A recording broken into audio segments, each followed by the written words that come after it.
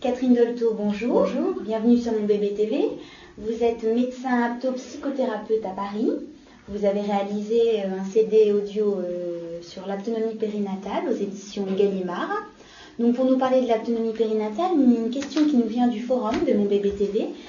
Sophie est enceinte de 2 mois, elle angoisse énormément et elle se demande, elle a entendu parler de l'autonomie, si l'autonomie peut l'aider à désangoisser, à déstresser. Oui, certainement. Parce que d'abord, si elle est en contact avec son enfant, et si elle sent, même à 2 mois, ça peut être un peu tôt pour qu'elle le sente vraiment réagir, mais déjà, si elle se sent accueillante pour l'enfant, ça changera tout.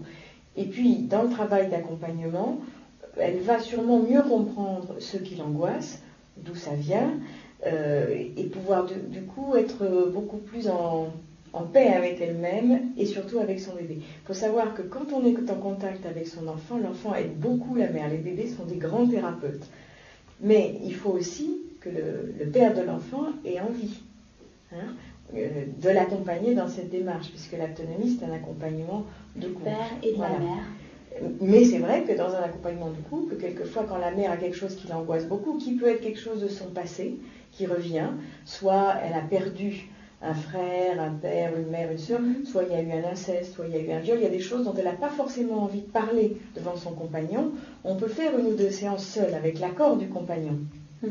Souvent, quand on devient parent, c'est des choses de notre vie de bébé. Ça veut dire de ce qui affectait nos parents quand nous étions bébés, donc ça peut être à 2 générations avant, qui reviennent à la surface et qui nous angoissent. Donc ça peut aider. Ça peut aider beaucoup.